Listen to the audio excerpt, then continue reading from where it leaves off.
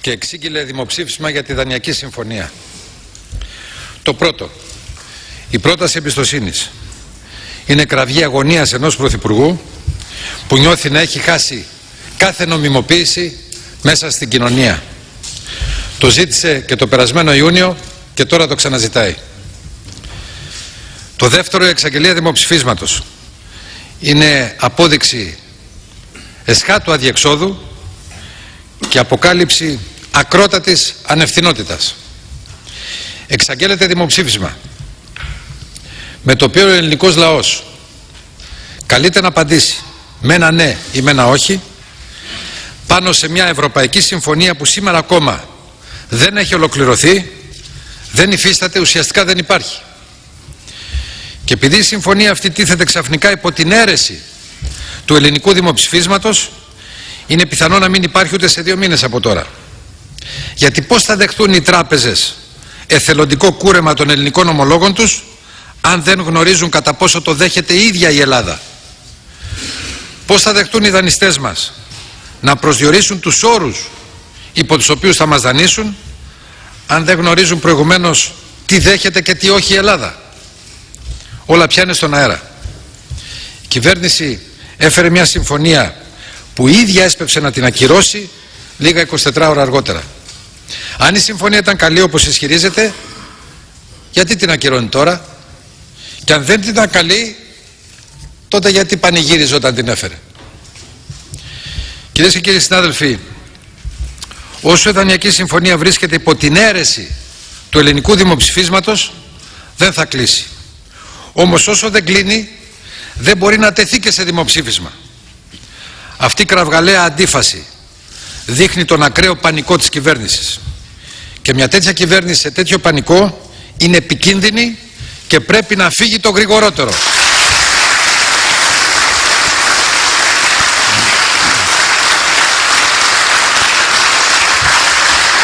Για να σταματήσουν οι ακραίοι τυχοδιοκτισμοί στην πλάτη της Ελλάδας. Ο κύριος Παπανδρέου έβαλε τη χώρα στο επίκεντρο μιας παγκόσμιας καταιγίδας για το προσωπικό του συμφέρον. Φτάσαμε στο απίστευτο σημείο οι δικοί του υπουργοί και βουλευτές να του λένε να φύγει και αυτός να παραμένει. Επιτέλους τι στόχο έχετε, κύριε Παπανδρέου? Να διαλύσετε την Ελλάδα? Αλλά μας κάνει και μαθήματα υπευθυνότητας αυτός που παίζει κορώνα γράμματα το μέλλον της Ελλάδας στην Ευρώπη. Γιατί η πορεία της Ελλάδας στην Ευρώπη μας νοιάζει, κύριε Παπανδρέου. Εσείς κανέναν δεν απασχολείτε πια και σας έχουν ξεπεράσει τα γεγονότα. Η εξαγγελία δημοψηφίσματος όμως είναι κάτι παραπάνω από κίνηση πανικού. Είναι και το άκρον άωτον της ανευθυνότητας. Καλούν τον ελληνικό λαό να απαντήσει ουσιαστικά με ένα ναι ή με ένα όχι. Σε τι ακριβώς? Σε μια δανειακή σύμβαση που δεν έχει ολοκληρωθεί, που δεν μπορεί, δεν είναι εύκολο πια να ολοκληρωθεί και που μέχρι στιγμής συνοδεύεται από μια πολιτική, από τα μέτρα τα οικονομικά, η οποία έχει ήδη αποτύχει πλήρως. Όμως οι δανειακές συμβάσεις δεν τίθεται προς έγκριση. Οι πολιτικές που τις συνοδεύουν τίθεται προς έγκριση. Η προηγούμενη δανειακή σύμβαση το Μάιο του 10 δεν ψηφίστηκε ούτε καν από τη Βουλή. Και όταν άλλαξε τον περασμένο Μάρτιο με την επιμήκυνση, σας θυμίζω, αποπληρωμής και τη μείωση των επιτοκίων, και πάλι δεν κλήθηκε να ψηφίσει η Βουλή. Και όταν ξαναάλλαξε τον περασμένο Ιούλιο με τη συμφωνία που έγινε τότε για μικρότερο κούρεμα, πάλι δεν ψήφισε η Βουλή.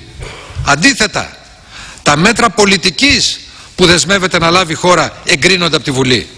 Αυτό έγινε το Μάιο του 10 με το μνημόνιο, και όταν άλλαξαν τα μέτρα πολιτικής και προσθέθηκαν νέα με το μεσοπρόθεσμο, πάλι ψηφίστηκαν από τη Βουλή. Εδώ γιατί ακριβώς θα ψηφίσει ο ελληνικός λαός σε δημοψήφισμα? Για αυτό που δεν χρειάζεται να ψηφίσει καθόλου, ή για αυτό που πρέπει να περάσει οπωσδήποτε από τη Βουλή?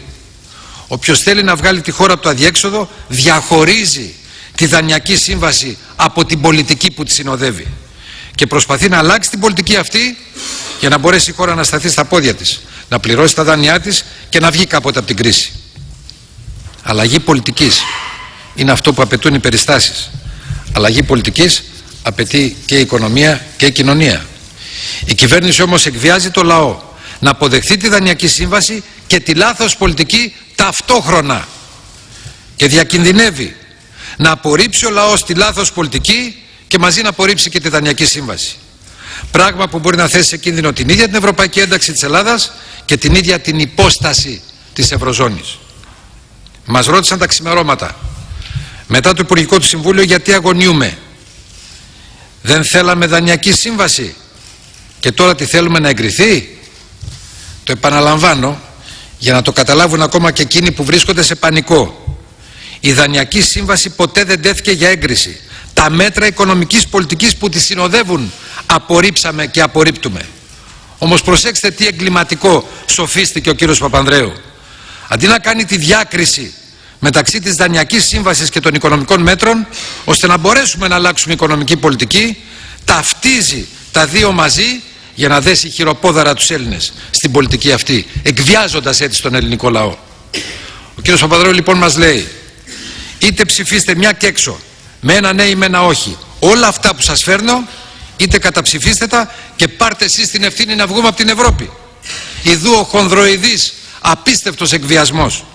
Δηλαδή μας λέει, εδώ που σας έφερα έχετε ανάγκη τη νέα Δανειακή Σύμβαση, γι' αυτό εγκρίνετε την και μαζί να εγκρίνετε θέλοντας και μη και την πολιτική που έχει οδηγήσει στο σημερινό αδιέξοδο.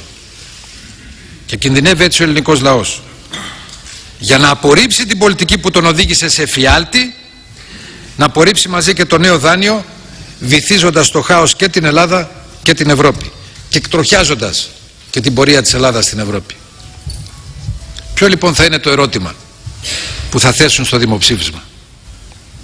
Αν οι Έλληνες εγκρίνουν τη Δανειακή Σύμβαση που δεν γνωρίζουν και που είναι δύσκολο να κλείσει όσο δεν την εγκρίνουν, αν οι Έλληνες εγκρίνουν τη γενικότερη συμφωνία που όμως περιλαμβάνει και τις δεσμεύσεις για εφαρμογή μιας πολιτικής που ήδη πάντες γνωρίζουν ότι έχει αποτύχει πλήρως, αν οι Έλληνες εγκρίνουν την παραμονή της χώρας στο ευρώ, και αν θέλουν να παραμείνουν στο ευρώ και να συνεχίσουν την προσπάθεια αυτής της δημοσιονομικής προσαρμογής, αλλά με αλλαγές σε μια πολιτική που ήδη τους έχει οδηγήσει σε αδιέξοδο, τι ακριβώς θα ψηφίσουν, ναι ή όχι?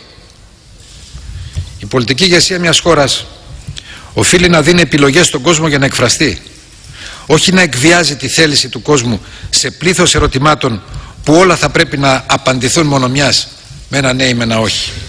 Όταν θέτεις πολλαπλά διλήμματα σε δημοψήφισμα και αναγκάζεις τον κόσμο με ένα ναι ή με ένα όχι να απαντήσει σε όλα, τότε κάνεις εκβιασμό. Όταν εκβιάζεις, δεν ζητάς από το λαό να εκφραστεί, τον πιθαναγκάζεις. Και όταν προσπαθείς να πιθαναγκάζεις το λαό, τότε μπορείς να πάρεις την αντίθετη απάντηση από εκείνη που περιμένεις. Να γιατί ζήτησε εκλογές πάση θυσία, για να πάμε από την αστάθεια και το χάος που μας οδηγεί ο κύριος Παπανδρέου στη δημοκρατική σταθερότητα.